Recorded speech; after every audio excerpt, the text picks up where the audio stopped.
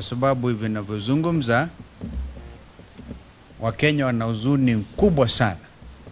Extra comments, and with your permission, members of the fourth estate, and because of the intensity of this statement, we would recommend that we do not have even supplementary questions, because I think you all need to chew this. We all need to chew. Your audience, which is the Kenyan people, we need also to chew exactly what we are going to issue today from the command center. Karibu sana, ndugu Rigiji. Thank you very much. This is a press statement by the United Alternative Government on the fuel scandal in our country, Kenya. Patriotic Kenyans, today we wish to draw the attention of Kenyans to one of the greatest fuel scandals in the history of independent Kenya. We have deliberately taken time to look into the oil scandal that has hit Kenya in the hope that the government of President William Ruto would be kind to the people of Kenya and save them from further agony. Little was it forgotten to us that Kenyans are on the and the entire energy value chain is completely a criminal enterprise under William Ruto. We wish to state as follows. On Thursday, the 2nd of April 2026, Kenyans were treated to dramatic arrests of former PS State Department of Petroleum, Mr. Mohamed Liban, Mr. Daniel Kipto, former DG EPRA, and Mr. Joe Sang, former MD, Kenya Pipeline Corporation.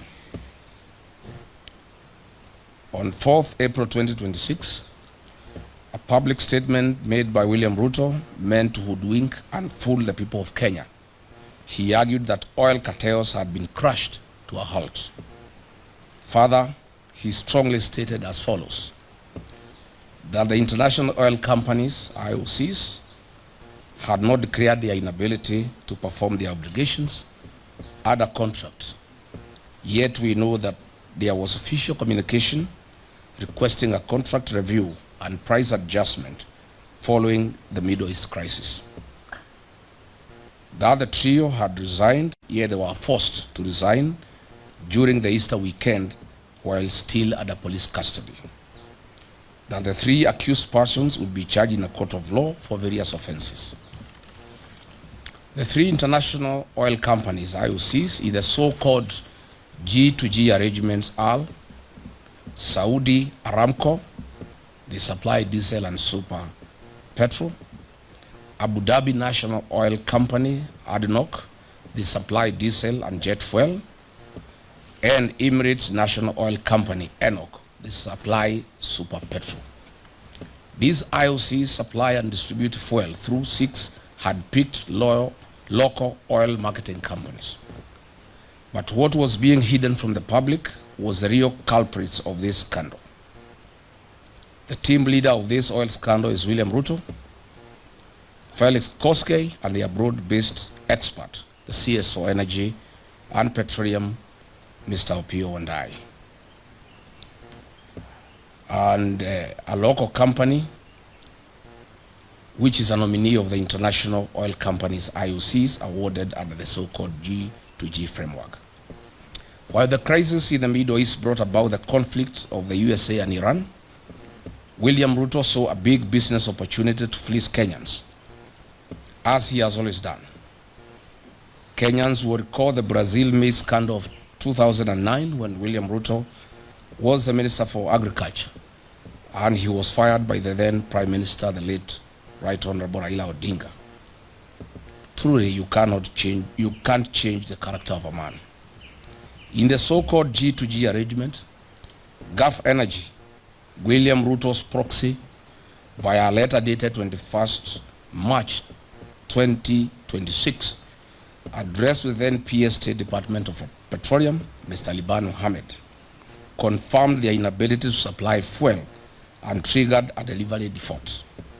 Note that Gulf Energy supplies 4 out of 6 or 67% of the monthly fuel cargoes, leaving the other 5 oil marketing companies to supply the balance of 20% or 2 cargoes imported under the so-called G2G framework.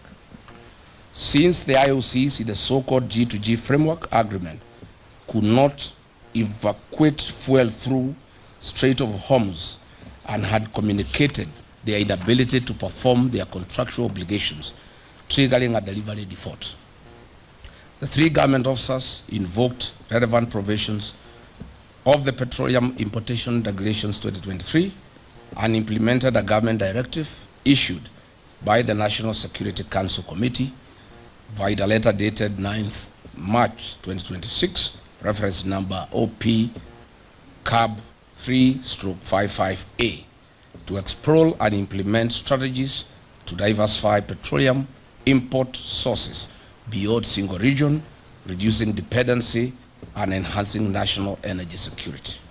As such, the above decision was implemented.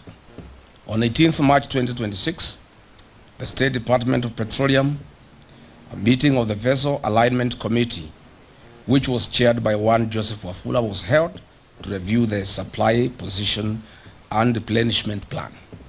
The meeting was attended by 13 local oil marketing companies. During this meeting, it was recognized that there is a likely shortage or supply of petroleum products, and in accordance with Clause 21, Petroleum Import Regulations 2023, the 13 oil marketing companies were invited to submit an expression of interest for the emergency supply of contingency fuel stocks for delivery on or before 28th to 30th March 2026. It is important to note that only 4 of the 13 oil marketing companies submitted their bids within the stipulated timeframe. The awards for the supply of emergency contingency stocks was duly awarded to the 2 lowest technically compliant oil marketing board bidders, with the condition that the supply required a quality waiver from Kenya National Bureau of Standards, KEBS. Note, this was also in line with Clause 8.1 Petroleum Import Regulations 2023, an international best practice as seen in other countries who had relaxed fuel specifications following the effects of the Middle East crisis.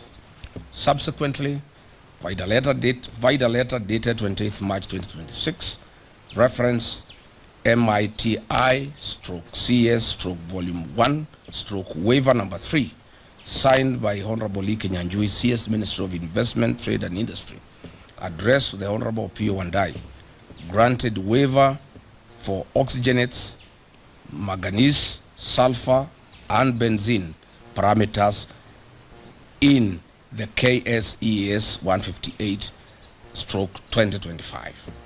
The following companies were awarded, who are the 2 lowest bidders: 1 Petroleum and Oryx. These were contingency cargoes with delivery dates on or before 30th March 2026. Their supply position was to provide fuel cover for 2 weeks, thus ensuring product availability during the Easter holidays. But where is the mischief of the oil cartels? William Ruto was well appraised of all these processes and procedures. All the directives were issued by the National Security Council Committee, chaired by Head of Public Service Felix Koskei, Ruto's errand boy. After William Ruto got a brief that Gulf Energy's bid was knocked out on technical grounds and the competitors had gotten their letters of award, he issued clear instructions that Gulf Energy bids be affixed to the procurement process and awarded with immediate effect. Gulf Energy submitted their bids 3 days later, on 23rd March 2026, after the awards had been executed. Their delivery was for the 8th to 15th April 2026, which was 10 days past the preferred date range of 28th March to 2nd April 2026. The bid of Gulf Energy was rejected by the Vessel Alignment Committee, State Department of Petroleum. This being William Ruto's proxy company that supplies 80% of monthly cargoes, he exercised political power, characteristic of him, This is when the head started rolling. He knew that he had lost profit worth billions of shillings. Through remarkable architecture, conman attitude, William Ruto orchestrated a terrible propaganda that the fuel supplied was substandard despite the comprehensive compliance due process followed by the gallant then government officers. To date, the three arrested Kenyans, PS Liban, DG EPRA and MD Kenya Pipeline Company, have had no charges preferred on them. Why? They had no case to answer as they followed and applied the law strictly. The real culprits in this scandal are William Ruto and his broad-based expert, the Honorable Opiyo Wandayi.